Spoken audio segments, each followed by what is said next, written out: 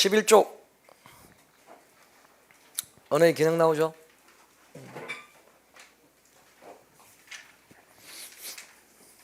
어릴 때부터 집에서 한학 교육을 받았나? 유교 문화에서 이렇게 막 하면서 막 그런 것만 배워서 전체를 보니까 막 이렇게 진중하고 막 그런데 넌 또 어디 가노?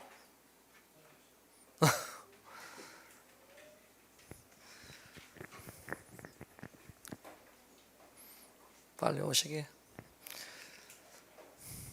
제 수업 주의는 좀 밝게 하고 좀 재밌게 하자는 주의입니다. 좀 밝게 재밌게 하면서 막 그래야 아무래도 공부할 때 그제 하나라도 더 들어오지 않겠나 그러면 막 짜증내고 이러면 뭐 들어오던 것도 날아가 버린다. 그 저장도 오래 안 돼 있고 국어에서 여러분이 배울 수 있는 것들 이렇게 쫙 정리해 드릴 테니까 국어는 있잖아요. 실제로 수업만 충실히 들으면서 감만 계속 유지하고 가잖아. 그럼 여러분 원하는 합격 점수 나온다. 단 국어가 뭐 때문에 합격 점수가 잘 안 나오냐면 중간중간 하다가 이제 국어가 좀 됐다 싶으면 안 해. 그치? 그때 되면 나 이제 국어 좀 됐으니까 영어 해야지. 그리고 국어를 안 보고 조금 지나잖아. 그럼 알게 모르게 자기가 배웠던 걸 많이 잃어버려서 그런 게 아니고 감이 떨어지면서 그렇죠. 5점 10점은 애사로 내려가 버린다. 그래서 국어는 평소 때 꾸준하게 공부해라. 시간을 좀 줄일 수는 있어. 공부를 해 나감에 있어서 어느 정도 되면 시간 조금 줄이고 하면 되는데 안 보는 순간 점수는 1점씩 2점씩 계속 빠지게 돼 있어. 알지? 평소 때 국어 공부는 꾸준히 하세요. 알아서 해라. 자, 그 다음에 이제 언어의 기능이 이제 나옵니다. 근데 언어의 기능은 시험에서 문제를 물을 때 예전에 시험 문제는 보면 공무원 시험 공개되기 전에 시험 문제 있잖아.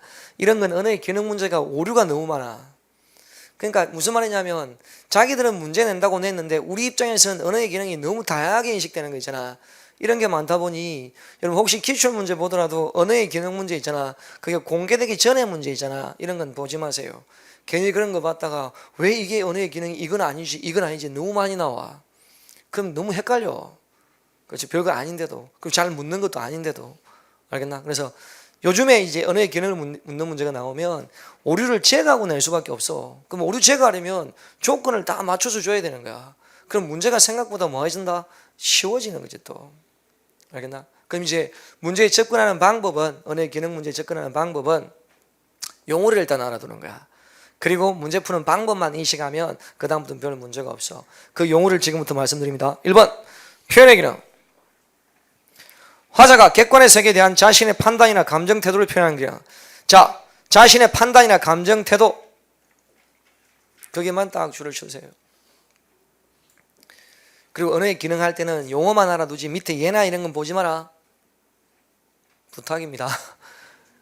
책이다 보니까 이게 이 언어의 기능이 어느 시기까지 책에 올라와 있었냐면 6차 교육과정까지 책에 올라와 있어. 그 이후로 언급이 되지 않아. 책에, 국어책에. 그러다 보니 일단 영역적인 측면으로서는 6차 교육과정을 중심으로 책을 옮겨놓긴 옮겨놓았어. 그런데 밑에 예를 보지 말라는 건 너무 다양한 언어의 기능이 나타날 수 있기 때문에 그 예는 보지 마. 2번 감화적 기능, 지령적 기능, 명령적 기능, 환기적 기능이라고 되어 있죠. 여기서 이제 알아둘 건 지령 명령하면 느낌이 오지만 감화하면 느낌이 안 올 수 있어. 그래서 감화나 지령 명령이 같은 말이라는 걸 알아두세요. 그 옆에 끝에 쓰세요. 행동 유발. 그러면 어떤 말을 할 때 행동 유발이라면 어떤 걸 말하겠노? 행동 유발이라면 명령이나 청유 따위를 말할 때 그런 게 우리 지령 감화 기능이에요. 알겠습니까? 그 다음 넘어가서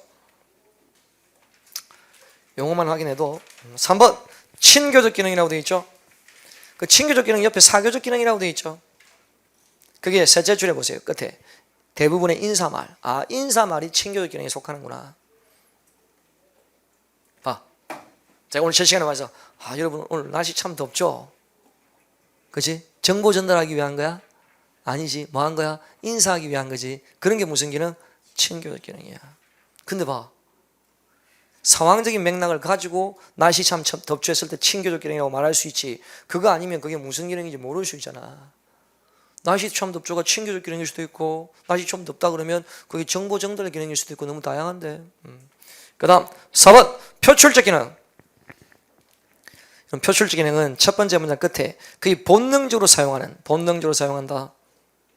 그 다음 그 밑에 무의식적으로 나오는 소리 되어 있잖아. 무의식적으로 나오는 소리. 그 옆에 간단하게 이렇게 써. 감탄사 따위.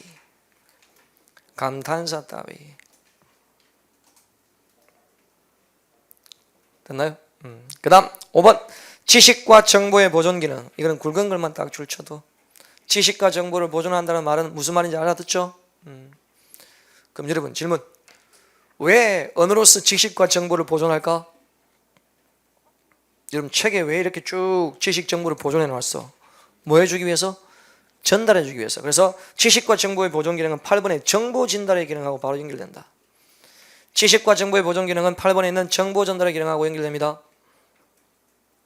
확인했습니까? 그 다음에 6번 미적 기능, 그 뒤에 가로에 시적 기능이라고 되어 있죠. 그게 두 번째 줄 끝에 문학 작품에서 가장 잘 드러난다 이렇게 되어 있죠. 여러분 우리 언어 사용 중에서 가장 아름답게 언어 사용하는 게 뭐야?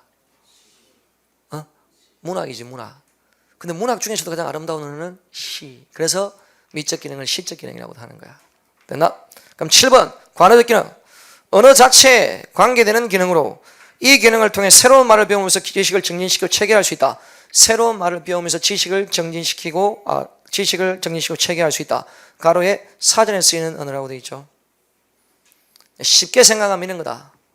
언어와 언어가 서로 관계하는 기능, 이렇게 생각해도 관어적 기능은 나온다. 언어와 언어가 서로 관계하는 기능, 그게 무슨 말이냐 밑에 봐라. 국어의 아버지는 영어의 father에 해당한다. 우리 영어 배울 때 father 그러면 뭘 먼저 떠올리노 같이? father 하면 그냥 F-A-T-H 이런 것만 외우나? 아니지. 아버지를 먼저 떠올리잖아. 언어가 언어가 서로 관계되어 있는 거지. 선친하면 여러분 어떻게 사전에 나와 있노? 돌아가신 자기 아버지를 가리키는 말이 이렇게 딱 되어 있거든. 맞죠? 그러니까 선친이라는 게 돌아가신 자기 아버지를 설명하는 또 언어 기호야. 알겠나? 그러니까 결국 언어와 언어는 서로 뭐 있다? 관계되어 있다. 그게 바로 관어적 기능. 그래서 그게 사전에 쓰이는 언어라는 게 그런 말이야. 여러분 영한 사진이나 그 이런 거 보면 다 영어 딱 해놓고 그다음에 뭐야? 한글로 설명해 놓았잖아. 그게 관어적 기능이다. 이해하겠습니까? 자 그러면 이제 봐. 언어의 기능 문제는 예전에는 시험 문제가 오류가 너무 많았는데 이 언어의 기능 문제가 변해가는 과정을 한번 보여드립니다. 예전에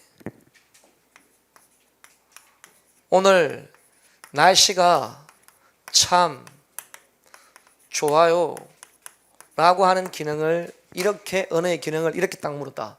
오늘 날씨가 참 좋아요 딱 해놓고 무슨 기능이냐 이렇게 물었다고. 알겠나? 무슨 기능으로 나왔겠나 그 당시에?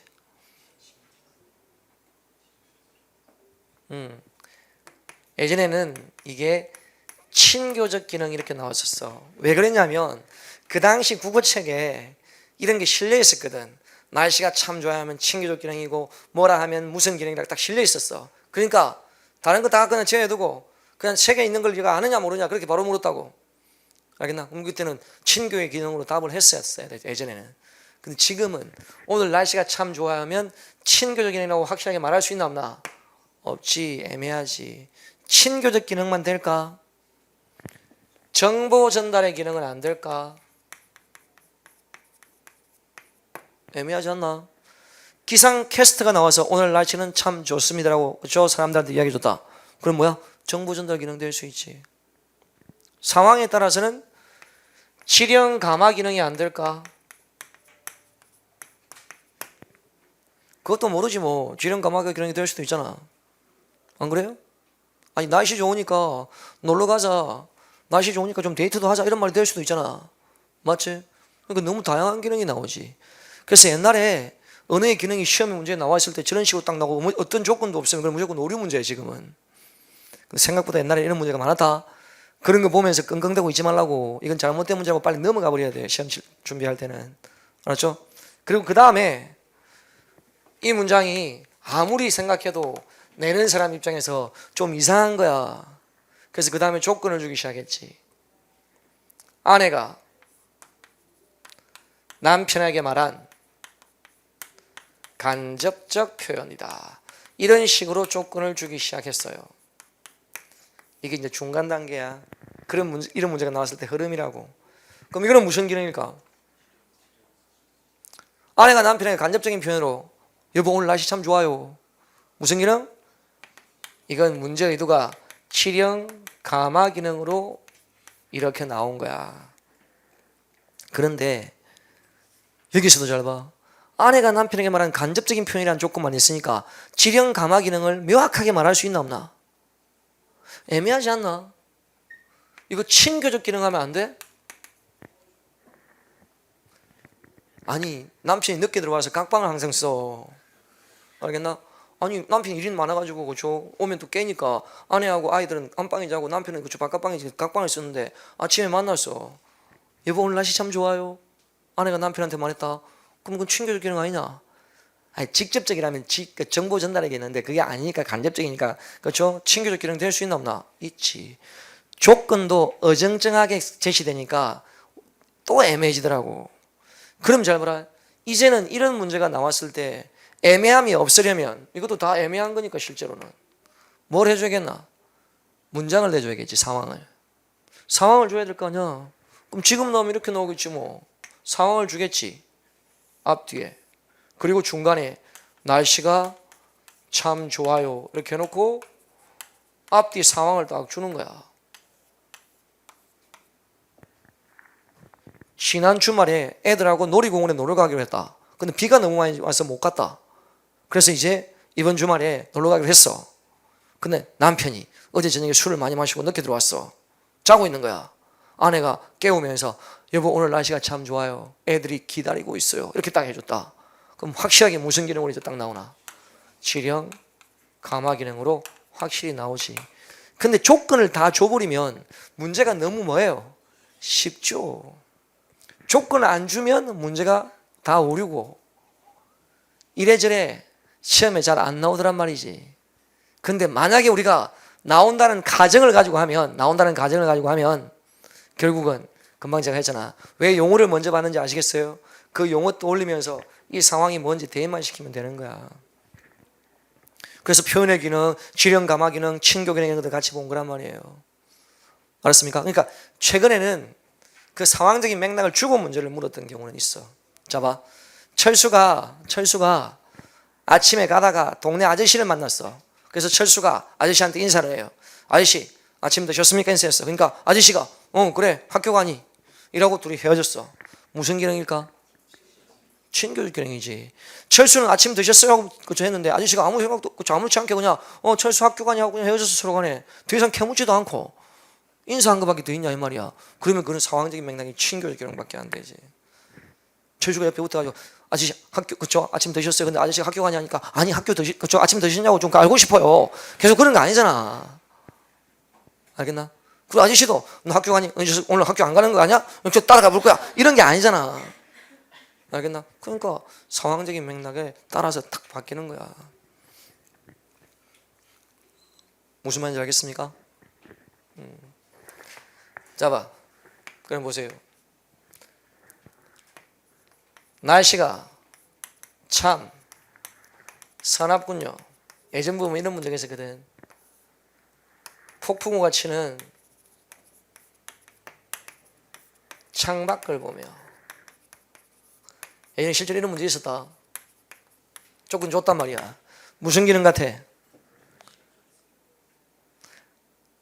폭풍우 치는 창밖을 보면 오늘 날씨 참 사납군요라고 했다. 무슨 기능 같아? 그 당시 시험 문제가 이게 뭐로 나왔냐면 친교적 기능으로 나왔다. 근데 지금은 맞아 틀려? 아니야. 이거 문제 잘못된 거야. 지금은 이런 문제가 잘못된 문제라고. 폭풍 치는 창밖을 보면 날씨 참 사납군요. 친교 기능 될 수 있지 당연히. 둘이서 말이야. 그치? 막 이렇게 창밖에 폭풍 치고 있으니까 오늘 날씨 참 사납죠. 사납네요. 그럼 인사치레를 할 수 있는 말이야. 근데 과연 그 상황만 될까? 저봐. 막 일하고 있는 한 사람이 밖에 내다볼 정신이 없어. 근데 나는 이제 밖을 폭풍 치는 창밖을 보고 있어. 그러니까 그 사람이 그 차 안에 있으면서 지금 날씨 어때요? 그랬단 말이야. 물었다. 지금 그저 폭풍 치니까 날씨 참 사납습니다. 그럼 그는 무슨 기능이야? 정보 전달 기능이지. 그게 아니면 둘이서 서가지고 있잖아. 오늘 날씨 참 사나운데요? 이랬단 말이야. 그렇죠. 그런 상황일 수도 있잖아. 에이, 비만 오면 술 마시러 다니는 사람들 있잖아.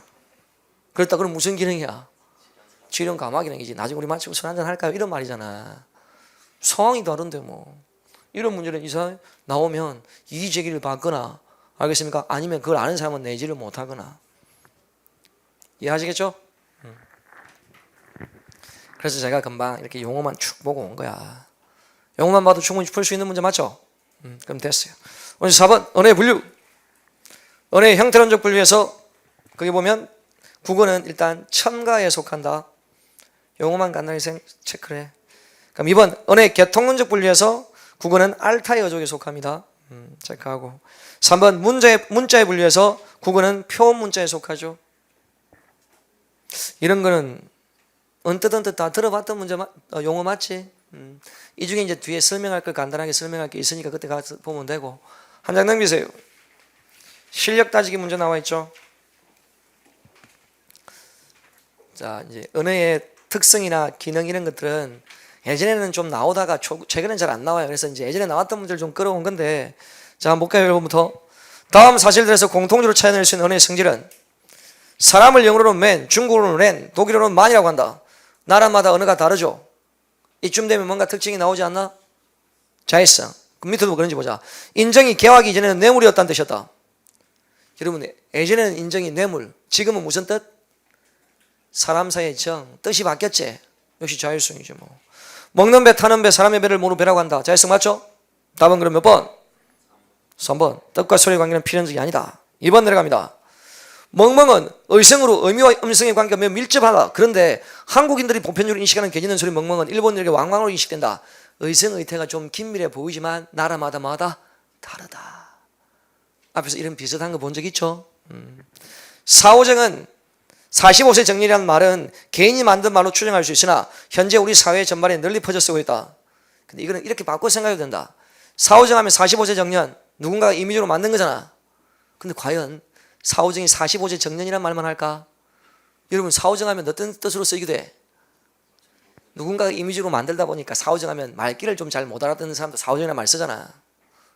아니면 나라다 슈퍼보드에 나오는 하는 사오정도 낼 수 있고 다양해지지. 자율성. 마지막에 언어는 음성과 의미 사이에 필연적 관계가 없고 그 사용하는 언어에서 사회적 약속으로 쓰이면 그만이다. 필연적 관계가 없다는 거지. 그럼 뭐예요? 자율성. 자율성이 그만큼 자주 나왔던 거야. 3번 언어의 특징 묻는 건데 역시 마찬가지. 2번이 답입니다. 기호와 의미의 관계는 일정한 법칙에 의해 성립되는 게 아니다. 자율성이라는 건 일정한 법칙이 없다는 게 자율성이잖아요. 그러니까 답은 2번이 되는 거고. 4번 한번 볼까요? 배 나오잖아. 쓰다 나오잖아. 그럼 이건 무슨 문제야? 자율성 묻는 문제지 뭐. 맞지? 그러니까 자율성이 그만큼 많이 나왔다는 뜻이에요. 5번 앞에서 풀었던 문제. 6번 역시 앞에서 풀었던 문제. 7번 무지개 색깔은 빨주노초 파남보 이루어지는 것만 아니다. 똑같은 눈도 하얀 색깔로 있는 건 아니다. 뺨특 이마 사이도 정확한 구역이 정해지는 건 아니다. 됐나? 그럼 뭐가 답이야? 분절. 나눠놓는 거지. 언어로서 나눠놓았다는 뜻. 그럼 8번.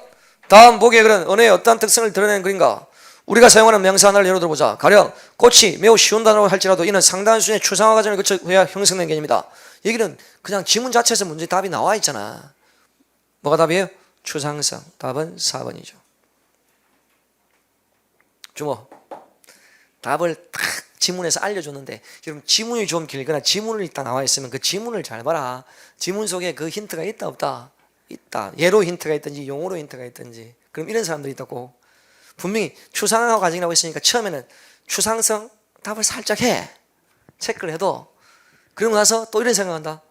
설마 추상성인데 추상화 과정이라고 내놨겠나? 아니야. 내가 모르는 뭐가 더 있을 거야. 하고 막 엉뚱한 생각을 해. 그럼 나중에 답이 달라져 있다. 그래서 시험치로 딱 치고 나오면 전부 추상성이라고 해요. 야, 이건 너무 쉬웠다. 추상성이면 자기는 말도 못해. 그냥 답을 4번 할걸.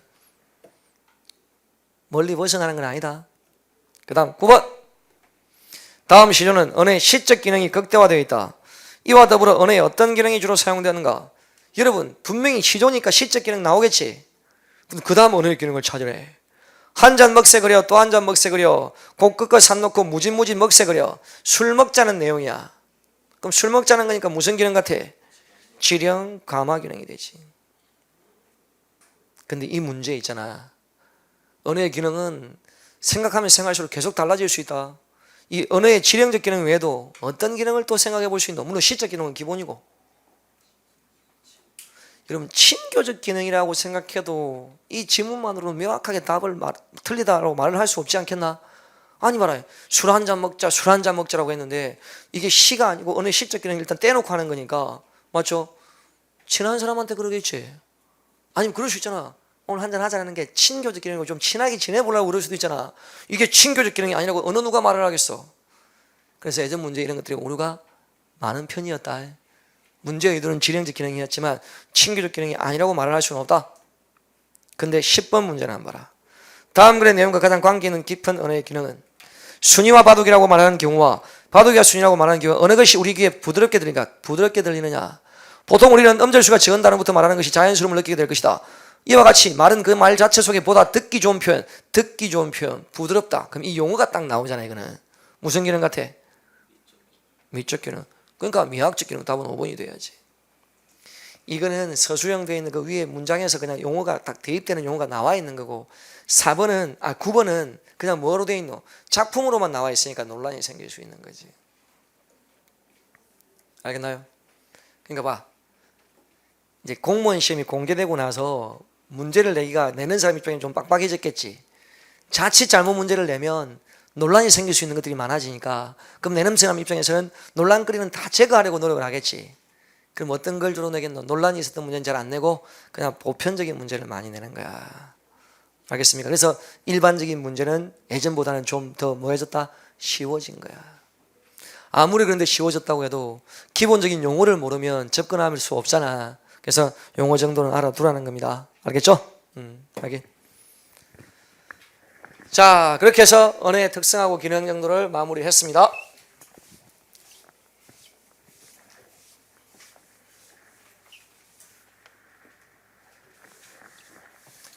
자, 그러면 이제 뒤에 국어의 특질이 나오는데 국어라는 부분이 나옵니다. 자, 국어 영역 이 부분에서는, 국어와 한글 부분에서는 일단 시험에 나올 수 있는 대표적인 게 국어의 특질이에요. 이건 뒤에서 언급이 되는데, 근데 국어의 특질은 지금 이 나와 있는 부분적인 파트만 가지고 언급하는 게 아니고 뒤에 국어의 특질이 나왔을 때 제가 설명을 드릴 거예요. 일단 이건 전체 국어의 문법 파트 전체를 가지고 시험에 문제로 낼 수도 있다, 이렇게 말씀을 드리고 시작할 텐데, 일단 핵심적인 출제 유형은 국어의 특질 문제. 그럼 그 전에 부분적이긴 하지만 이런 용어는 좀 알아두라는 거 있지. 그런 것들 한번 점검을 해보면서 시작을 해볼게요. 시작해도 되겠나? 내가 여러분의 허가를 받아야 되나? 시작해도 되겠나면 예, 답을 잘하고, 그렇지? 알겠나면. 자, 국어의 특질 시작합니다. 1번에 국어 이해, 국어 한글 시작합니다. 국어 이해. 국어라는 건 이런 거다. 한 나라 국민이 사용하는 구체적 개별 언어로서 국가를 배경으로 한다. 국가 배경. 일단 국어는 한 나라 국민이 사용하는 언어 맞지? 근데 국어라는 요소가 국가를 배경으로 한다는 것. 그러면서 국민 대다수에게 통용되는 국가 통치상의 공식이다, 이렇게 돼 있죠. 됐나? 그게 이제 국가를 배경으로 한단 말이 무슨 말이냐? 자, 한번 들어봐. 그냥 이건 들으면 돼. 우리가 지금 현재 국어로 사용하고 있는 언어가 뭐예요? 언어가 한글. 한글은 전 세계인이 배울 수 있어, 없어? 있지요, 당연히. 전 세계인이 다 한글을 배울 수 있다. 근데 우리나라 사람만 한글을 국어라고 한단 말이지. 우리나라에서 통용되는 언어니까. 미국인이 그쪽 한글을 그쪽 쓰거나 말을 할 수 있다 해도 그 사람들은 그쪽 한글을 국어라고 하지 않지. 자기 나라의 공식이 아니니까. 알겠나? 국어는 그래서 국가 배경입니다. 질문. 언어는 국가를 배경으로 한다. OX. 언어는 국가를 배경으로 한다. OX. X다. 언어는 국가를 배경으로 하는 게 아니다. 국어가 국가를 배경으로 하는 겁니다. 언어는 한글은 전 세계인이 다 배울 수 있다고 했잖아요, 제가 금방. 알겠나? 금방 제가 했던 말은 정말 예전에 한 20년 전에 공무원 시험에 언어는 국가를 배경으로 한다 해서 틀리게 나왔던 문제를 한번 응용해 본 거야. 지금은 그런 문제가 없긴 하지만. 알겠나요? 참고하시고. 그 다음 2번 국어는 의사전달 수단으로서 언어가 갖는 보편적 성질을 가지고 있지. 3번 국어는 언어가 맞고, 4번 국어는 일종의 구체적 언어가 맞고, 5번 국어는 국가를 배경으로 하는 거, 6번 국어는 표준화를 하는 게 맞지. 맞죠? 그 다음 7번 국어는 한 국가에서 하나의 국어만을 사용하는 것이 원칙이다. 나라의 하나의 국어 원칙 맞지?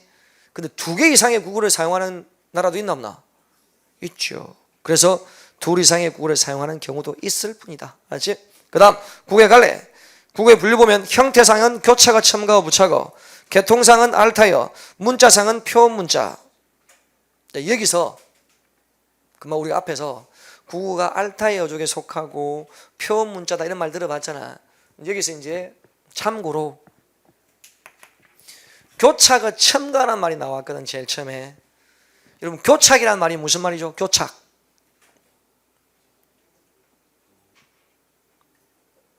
교착은 뭐 붙는다는 뜻이라는 건 알겠나? 교착이 뭐냐니까 지금 이러는데 첨가는 또 해봐 동작으로. 자, 교착은 붙는다는 뜻이고 첨가는 이렇게 들어간다는 거야. 없는 게 결국은 개념상으로는 이제 그치 같은 용어로 나와 있긴 한데 좀 틀리긴 틀리지, 다르긴 다르지 용어가. 그 왜 이제 교착을 첨가라고 하느냐? 봐.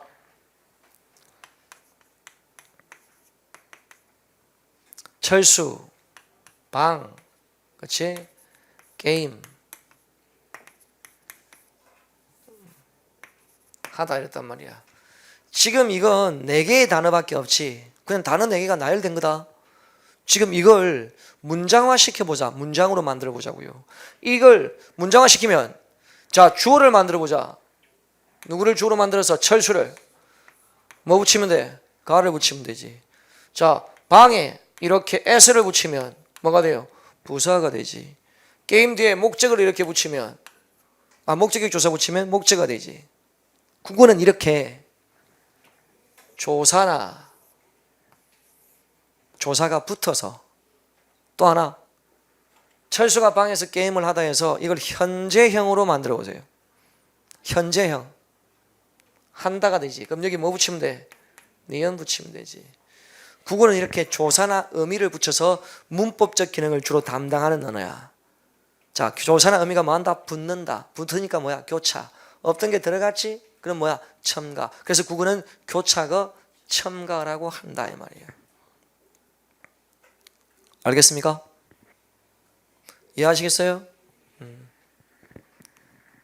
이게 나중에 국어의 특질에서 국어는 교차가 첨가로 기능을 한다는 게 또 나온다. 넘겨주세요. 교차가 첨가라는 용어는 이제 봤으니까 이건 한번 딱 보면은 이해하는 거죠 뭐. 그렇다고 우리가 국어를 지금까지 안 해오고 있었던 것도 아니잖아. 국어 계속 하고 있었죠. 아니 언어 구사하든지 다 해봤잖아 지금까지. 지금까지 영어 사용하고 있었어? 최소한 국어는 20년 이상의 경력을 가진 사람들이 여기 앉아있다. 보통 1살 정도 돼서 말을 하기 시작하니까 알겠나? 20살만 딱 돼도 19년, 20년 정도의 경력이 있는 사람들이다 다. 그리고 초등학교, 중학교, 고등학교 거치면서 국어 공부했잖아 다. 근데 그걸 다시 보려고 하니까 기억이 안 날 뿐이다. 알겠나? 그래서 국어 공부는 내가 지금까지 해오던 것, 그렇죠? 이런 것들을 약간은 수정하거나 아니면 그 기억을 떠올리는 공부라고 생각하고 준비를 해라. 그래야 마음이 좀 편해진다. 와, 이건 정말 처음 보는 건데 아니다. 눈으로 처음 보더라도 계속 말을 하고 있었을 가능성이 높고, 근데 좀 낯설고 좀 힘들다는 느낌이 드는 건 다른 건 아니고, 내가 A라고 생각했는데 B가 맞는 게 생각보다 많아서 그래. 근데 그게 주로 시험에 나왔던 것들은 당연히 그럴 수밖에 없어. 사람들이, 언중들이 대부분 잘못 알고 있는 걸 시험에 주로 내니까. 근데 그거는 정말 우리 국어 생활에서 일부분이야. 99.99%는 제대로 사용하고 있다. 그지? 근데 나머지 0.1% 정도 있잖아. 그런 것들을 주로 틀리게 보이거나 잘못 보이는 거 있잖아. 이런 걸 시험에 내다 보니까 순간적으로 헷갈리는 것 뿐이야. 그런 것만 조절하면 돼. 알겠나요? 자신을 가지란 말입니다. 자, 내려가면 국어의 종류에서 어원에 따라서 고유어, 외래어라고 되어 있죠. 자, 여기서 이제 구구란 놈을 어원으로 구분하면 고유어와 외래어로 구분할 수 있습니다. 여러분, 고유어는 당연히 우리나라에서 계속 있었던 말이니까 국어에 포함되겠지. 근데 외래어는 어디에서 들어온 말이야? 외국에서 들어온 말이야. 그런데도 국어로 포함을 시킨다는 말이겠지. 근데 여러분, 외국에서 들어온 말이 다 국어가 되는 건 아니잖아요. 안 되는 것도 있죠. 그래서 우리는 용어를 가지고 구분하지. 외국에서 들어온 말 중에 우리 국어처럼 쓰는 걸 뭐라고 한다? 외래어. 근데 국어처럼 쓰이지 않는 언어를 뭐라고 해요? 외국어라고 하잖아. 외래어나 외국어란 말은 다 들어본 적 있죠? 근데 외국어는 국어다 국어가 아니다? 국어가 아니다. 외래어를 국어라고 한다 이 말이야. 그 외래어하고 외국어의 차이는 뭘까? 외래어하고 외국어의 차이는 이건 그냥 간단하게 들어두면 돼. 옛날에 이런 문제가 한 10여 년 전에 20년 가까이 전에 나온 적이 있어. 아주 기본적으로. 근데 요즘은 워낙 언어가 많이 변했기 때문에 그걸 또 다 인지를 하기는 또 힘들어. 요즘에는 거의 안 나왔어요. 단 조건은 이거다. 우리말로 바꿀 수가 있느냐 없느냐의 문제지. 여러분, 외래어는 우리말로 바꿀 수가 있을까 없을까? 없습니다. 이 말은 외래어는 그에 맞는 우리말이 있다 없다? 없다는 거야. 우리말로 따로 바꿀 게 없어. 그러니까 그냥 우리말처럼 써야 돼. 외국어는 우리말로 바꿀 수 있을까 없을까? 있지. 그러니까 우리말이 따로 있다는 거야. 이거는 우리말이 따로 있으니까 당연히 우리말처럼 쓰면 돼 안 돼? 안 되는 거지 뭐. 그래서 한 20년 전에 시험에 나왔던 그렇죠? 이 영역의 문제는 어떤 게 있었냐면 단어를 몇 개 내놓고 물었었다. 단어를 몇 개 내놓고 그때 나왔던 단어가 이겁니다. 버스. 외래어야 외국어야? 버스를 우리말로 뭐로 바꿀래? 바꿀 게 없잖아. 잉크. 외래어야 외국어야? 우리말로 바꿀 거 있나 없나? 잉크는 우리말로 바꿀 수 있나 없나? 또 뭔가 생각나는 모양인데? 뭐? 아니야?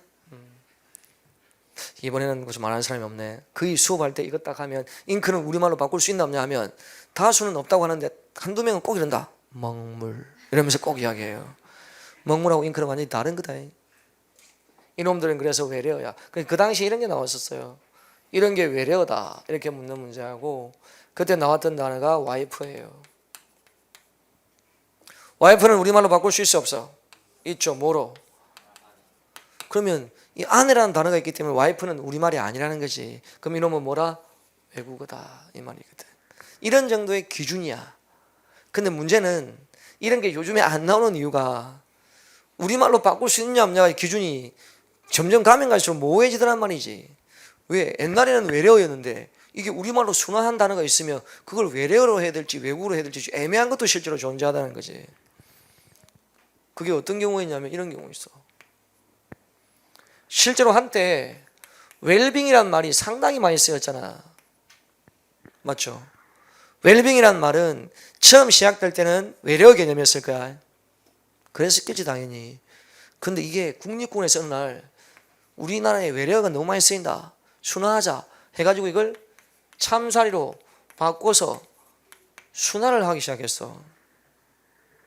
알겠나? 그럼 이 웰빙은 지금은 외래어일까 외국어일까? 그래도 애매하지 당연히. 오늘 여러분 답을 잘 많이 맞히는데 답을 안 하고 있고 막 그런 거 보면 앞으로 계속 질문을 그런 거 해야겠다. 답이 나올 수 없는 걸 계속 질문해가지고 침묵하면 다 맞다 용기를 줄 수 있어야겠네. 여러분 지금 웰빙이 많이 써요? 참사리가 많이 써요? 웰빙이 많이 쓰이고 실제로 국립국원에서 참사리라고 순화를 하자고 해놓고 사진은 안 올려도 희한해. 거기다가 지금은 웰빙이 거의 지배력을 다 가지고 있어. 10여 년 전에 한때 참사리 쓰자고 해놓으니까 그때 막 여러 가지 그 가게 이름이나 이런 그 간판 이런데 참사리 쓰다가 사람들이 못 알아들으니까 어느 순간부터 안 써. 지금 그게 웰빙이야. 그럼 이걸 과연 외래어로 취급해야 될지 외국어로 취급해야 될지 모호한 거야. 시험 내기가 너무 까다로워. 그럼 내면 딱 저 기준 가지고 내겠고 저기서 나올 수 있는 문제고 딱 나올 수 있는 저런 단어 가지고 내겠고 안 그러면 쉽게 한 거 못 하겠지 뭐. 알겠나? 단 그러면 거기서 이제 봐. 고유어 밑에 외래어 나오잖아. 보입니까? 외래어 보면 귀하라고 돼서 건어는 외국말이지만 고유어처럼 인식되어 어원이 거의 불분명하게 된 말 있잖아. 완전 우리말처럼 쓰이는 거 있잖아. 그 대표적인 게 뭐예요?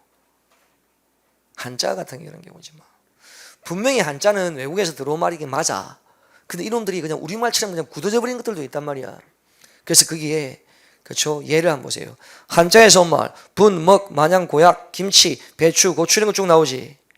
그 밑에 가면 짐승이나 새님이나 도대체, 어차피, 별안간, 심지어 이런 거 있잖아. 제가 수업하면서 가끔씩 이렇게 가끔씩 이거 하면서 이런 게 그렇죠.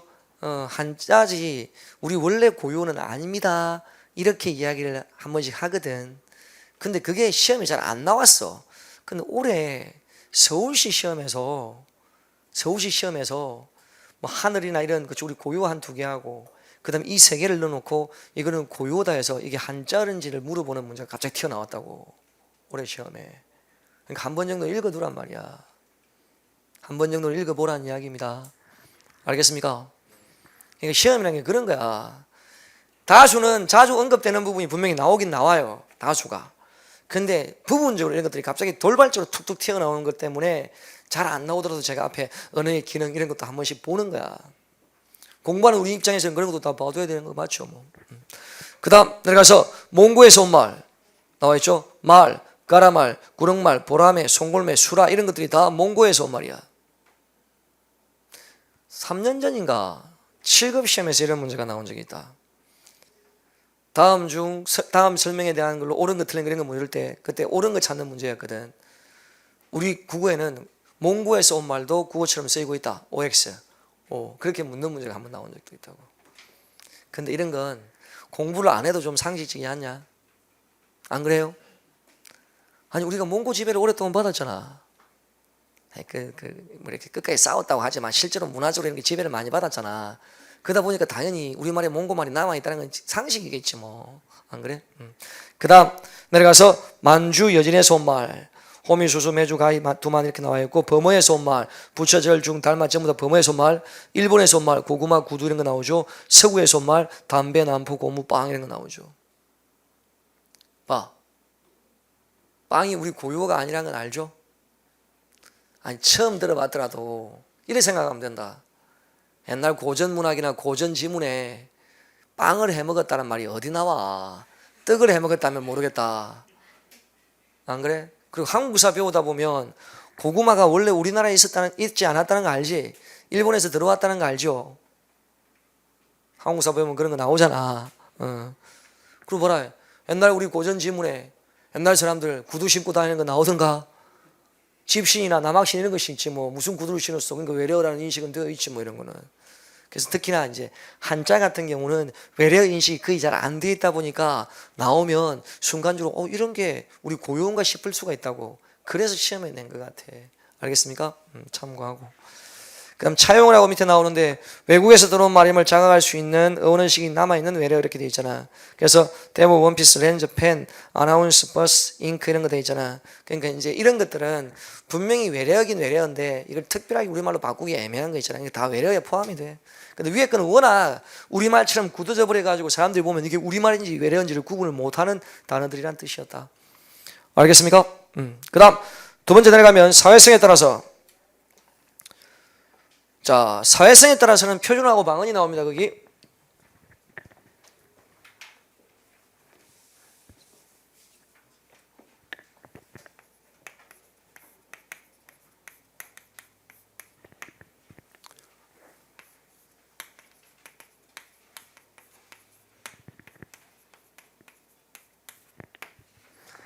방언도 아름다운 우리말이다. OX.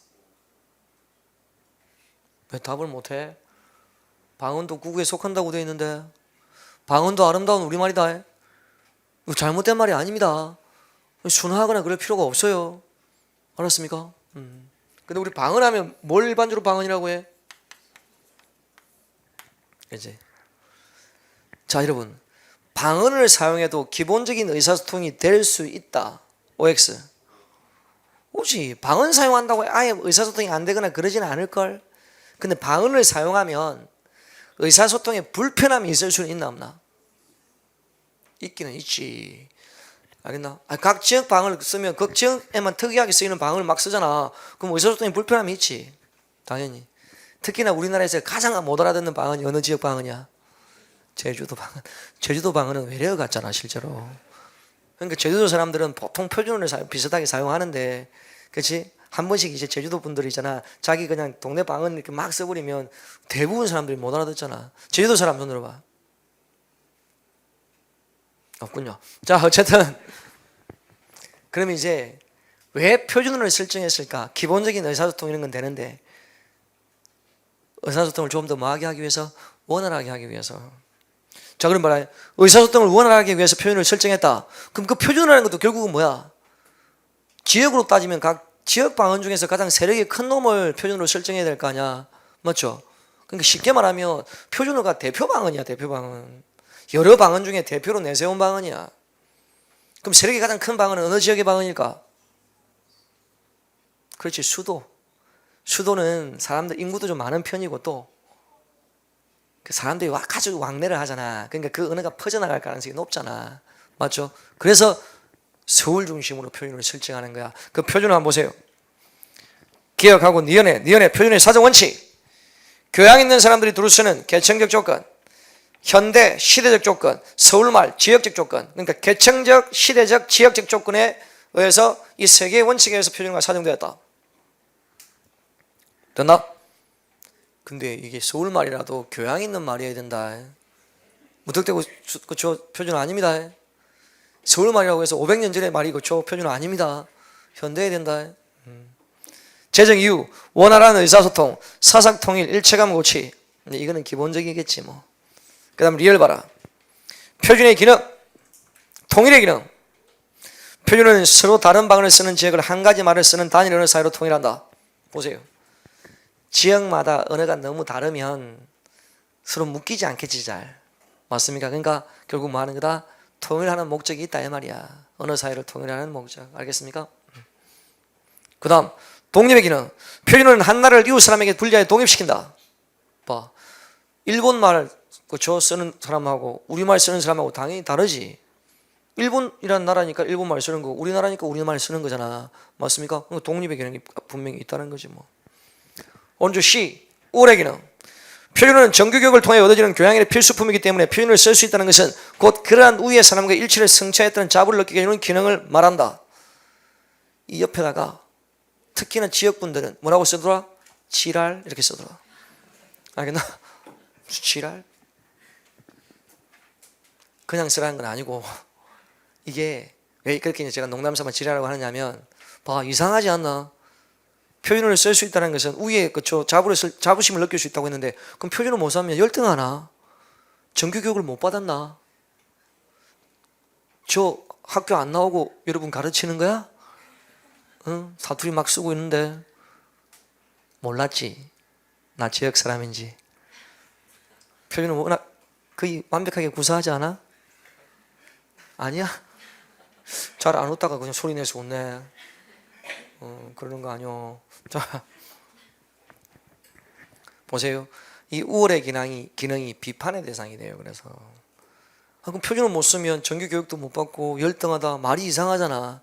그러니까 비판의 대상이 되는 게 우월의 기능이다. 알았죠? 한때는 이 표준어의 기능이 중학교 책에까지 실렸어요. 이게 다. 근데 딱 한 해 실리고 나서 그 다음에 빠졌어. 이 부분만 쫙 드러내가지고. 알겠나? 왜 그랬겠어?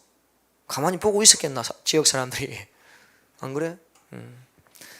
D. 준거의 기능.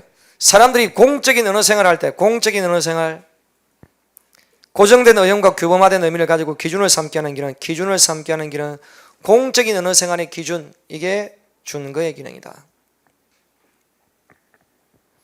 확인했습니까? 고개 들어보세요. 사적인 언어 생활을 할 때도 표준어는 권장되어야 한다. OX. X다. 아니 지역에서 지역 사람들하고 어울리는데 무슨 표준어를 억지로 써. 지역 사투리 쓰면 돼. 그러니까 사적인 언어 생활에는 사투리를 더 권장합니다. 공적인 언어 생활에는 기준적인 책임이 되는 건 그렇죠. 표준어가 맞지만. 알았죠? 여러분 ABCD의 용어는 그렇게 어렵지 않지. C는 비판의 대상이 되는 거고. 자, 예전에 이런 문제가 한번 있었어요. 답을 해보세요. 지문에 이 표현의 기능 네 가지를 물어봤던 문제다. 경상도 사람하고 전라도 사람이 대화를 하는 내용이 지문에 나오고 이와 관계된 표준의 기능을 물었어. 경상도 사람이 와서 밥 무라 그랬다. 밥 무라. 그랬더니 전라도 사람이 아따 무가 어디 있다요 이러면서 의문을 던졌어. 경상도 사람은 밥 무라 했고 전라도 사람은 아따 무가 어디 있다요 이렇게 답을 했어. 이 두 사람이 대화가 안 되지.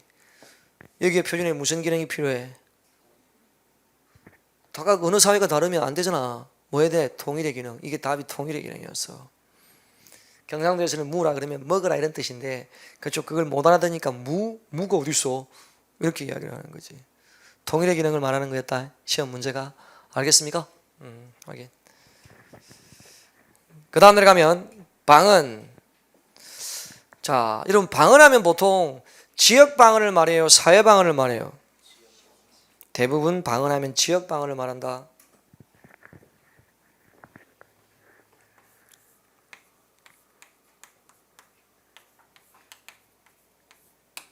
대부분의 방언은 지역 방언입니다. 지역 방언.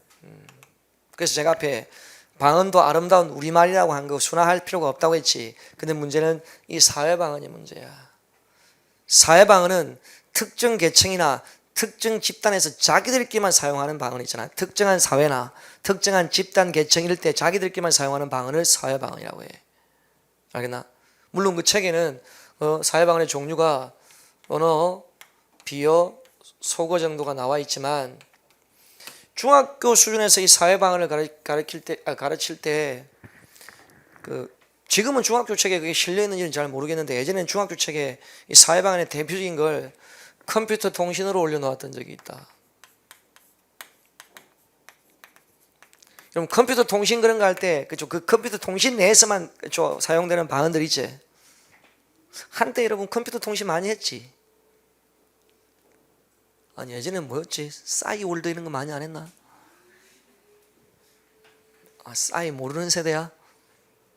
어쨌든 그런 컴퓨터 통신을 해서 옛날에 이런 거 많이 썼지. 할롱 반가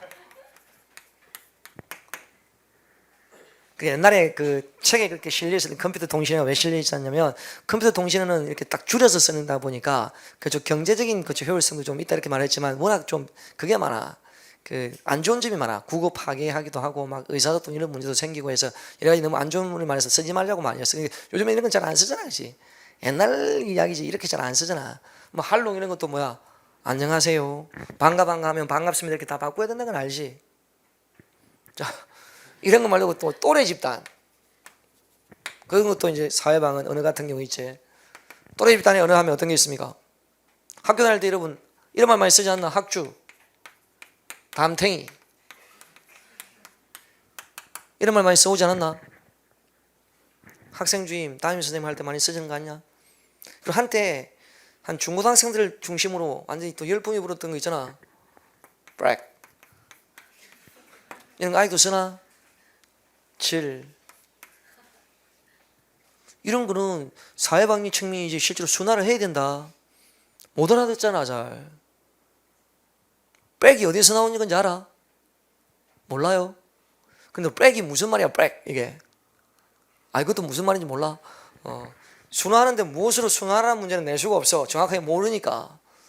이 백 이런 게 옛날에 한 그 아이돌 그룹에서 나와서 아이돌을 배치해두고 나서 한 친구가 그 락 한다고 막 했던 적이 있어. 아주 핫한 그룹이었는데 그 당시에 핫한 그룹이었다고.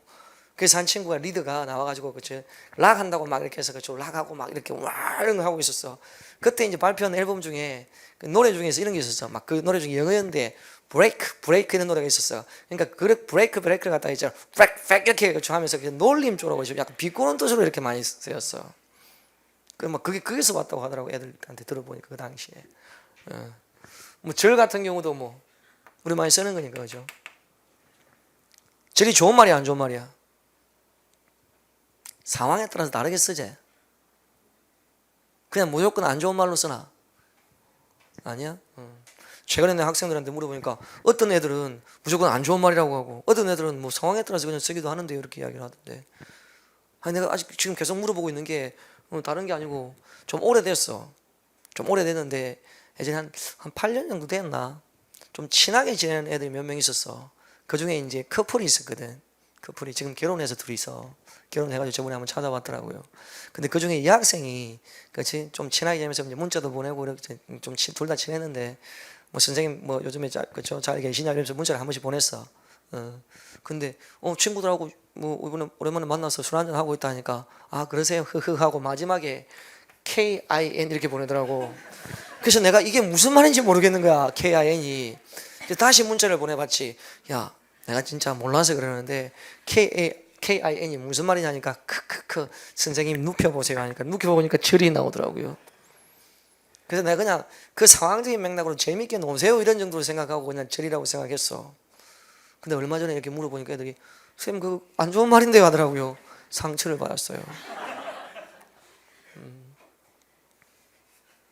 그냥 즐겁게 노세요 이럴 때 쓰지. 그렇다고 해줘. 그래야 다음에 그 녀석 만났을 때 내가 뭐라 안 하지.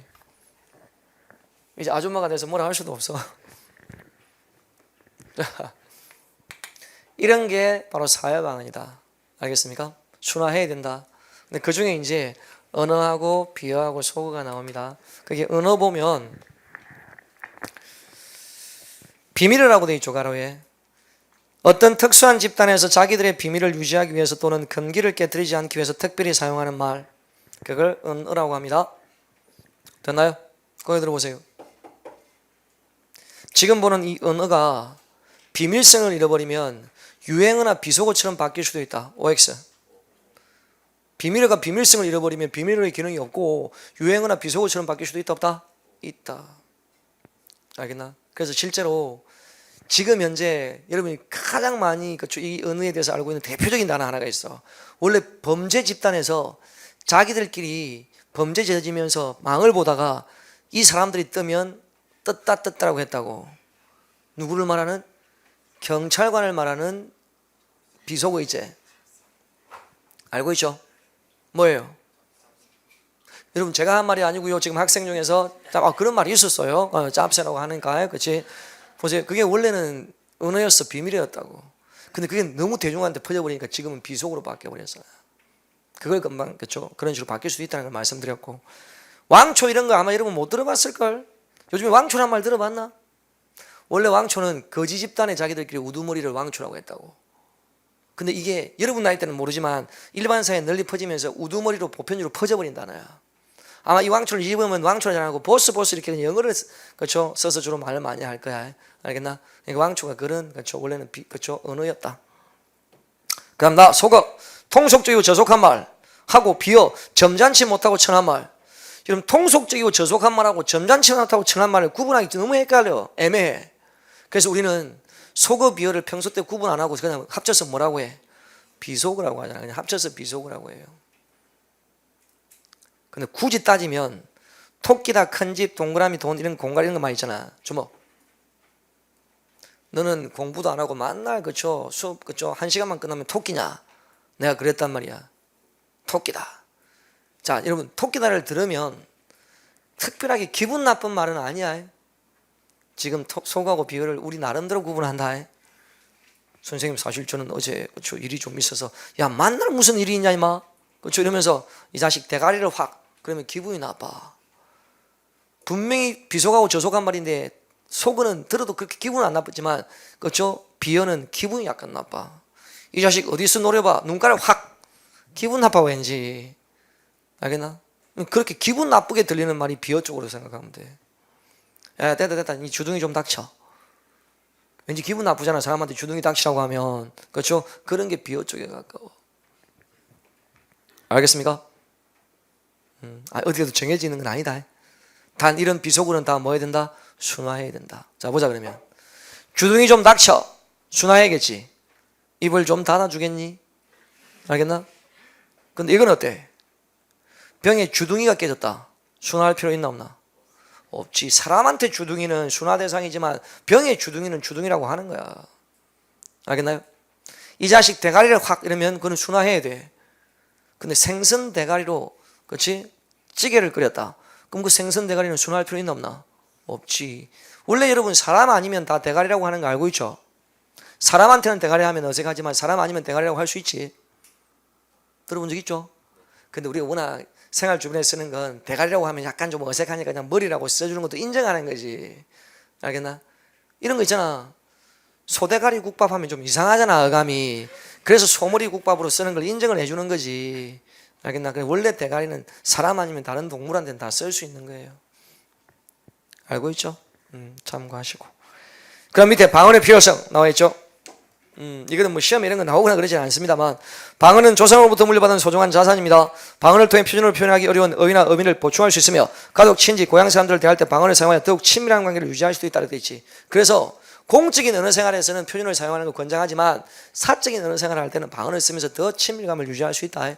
사적인 언어 생활에서는 방언을 쓰는 걸 더 권장할 수도 있습니다. 알겠죠? 참고하시고. 자, 그리고 이제 뒤로 넘어가면 국어의 순화가 나오는데 좀 쉬었다가 또 넘어가서 보도록 할 테니까 잠시 쉬었다 볼게요.